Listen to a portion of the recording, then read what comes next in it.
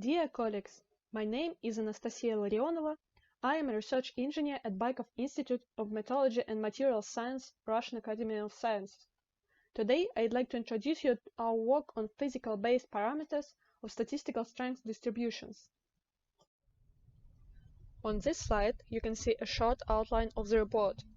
After introduction and purpose of research, I will speak about statistical analysis of results of microhardness test obtained in our experiments and fatigue failure. Second section was performed using data from the literature. Studies of statistical approaches to assessing the degree of damage of materials are rapidly developing, but do not forget that without a connection with real physical mechanisms of fracture, meaning is lost. Despite the fact that there are many approaches to probabilistic estimation, almost all of them come down to the selection of the Weibull model, which is a fitting that makes life easier. Such models' coefficients are devoid of physical base, and for this reason they can only be used as a convenient tool, but not a physical model.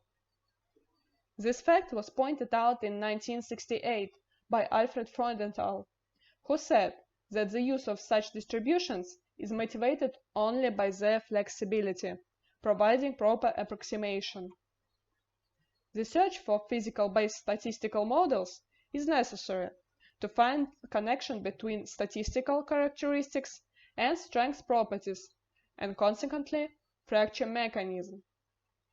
For this purpose, the other possible statistical approach to material state evaluation can be used.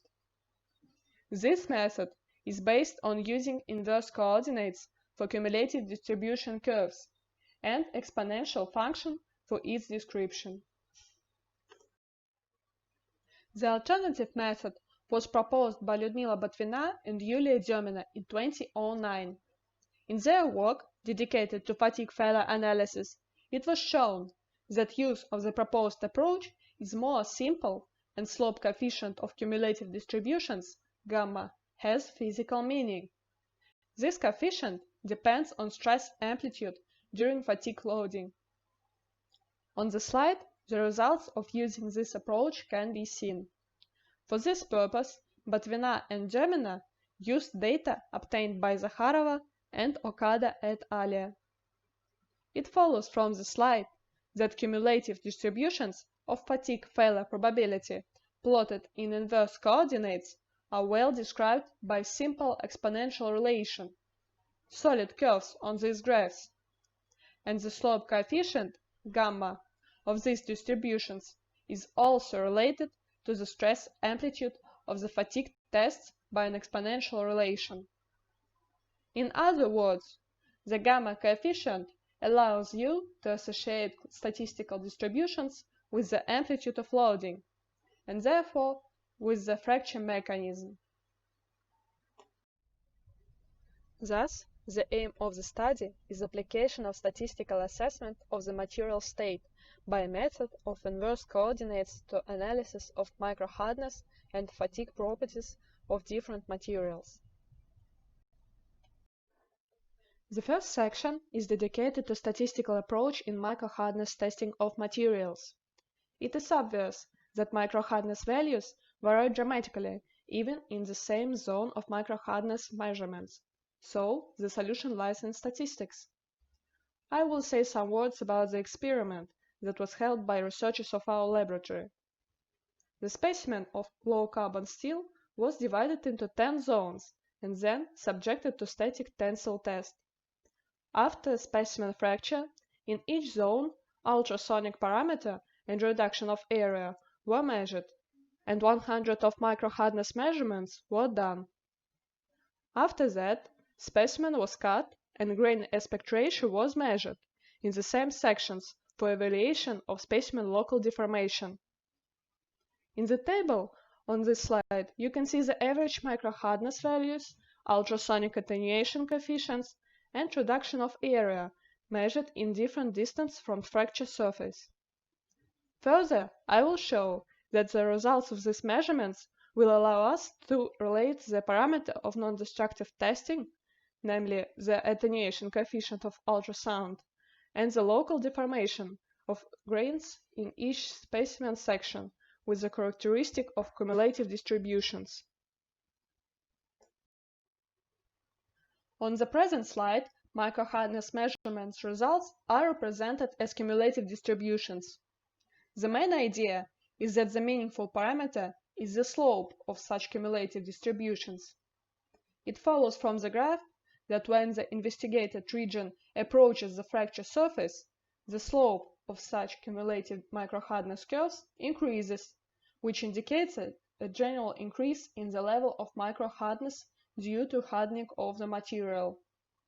Cumulative distribution functions on the left are traditional, but we used a possible approach to evaluate the slope coefficient in inverse axis. The main advantage of this idea is its simplicity. The slope coefficient gamma reflects material hardening.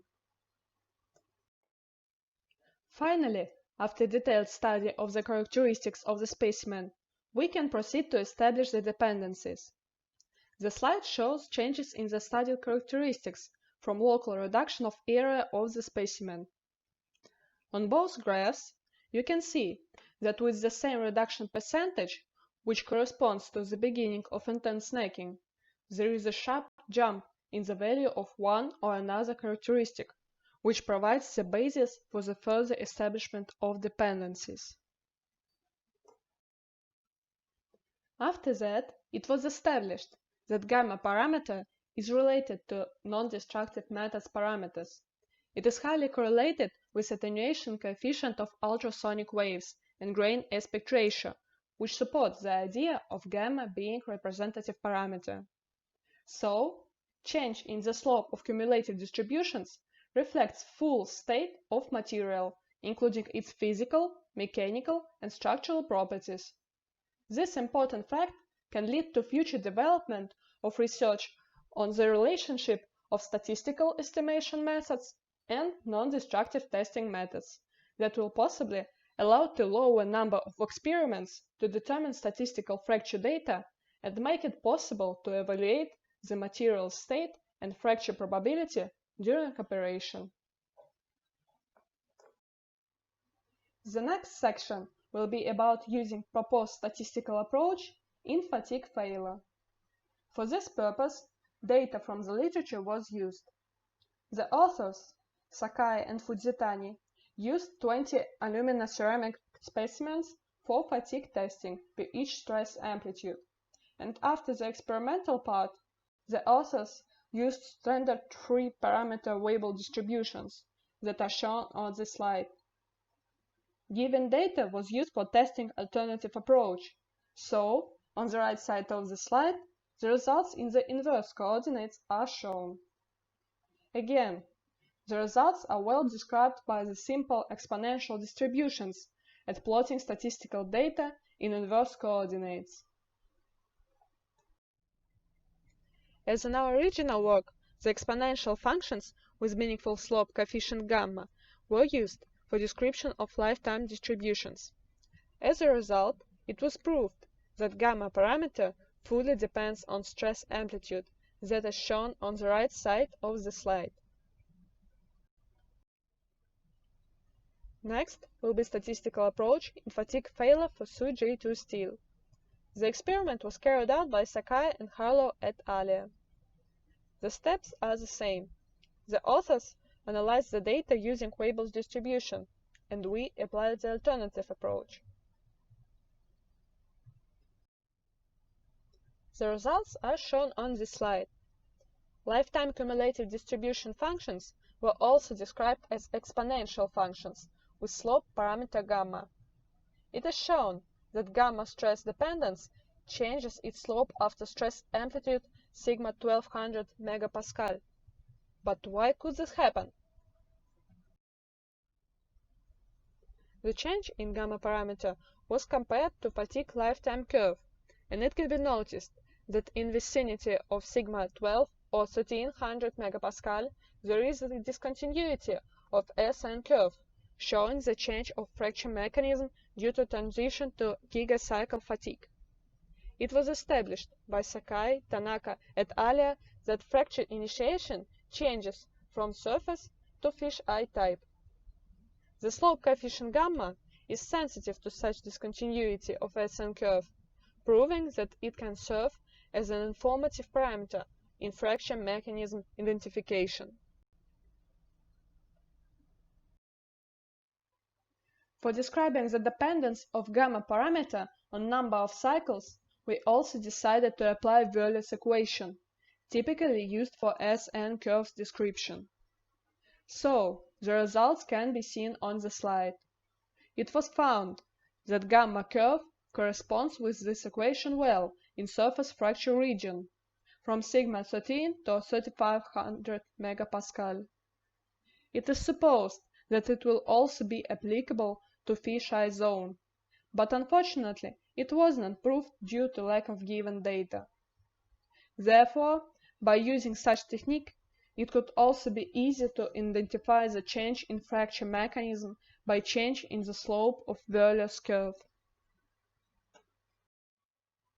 To sum up, the presented research resulted in testing of alternative statistical method based on using inverse axis in making exponential cumulative distribution functions. First, the slope coefficient of cumulative probability distributions of material characteristics, plotted in inverse coordinates gamma, it is an informative parameter associated with the mechanical, physical, and structural properties of the material studied. And second, the relation connecting the slope coefficient of cumulative probability distributions of cyclic durability to stress amplitude is similar to Wöhler's equation, which is used for describing fatigue curve. Thank you for your attention. I will be glad to answer your questions.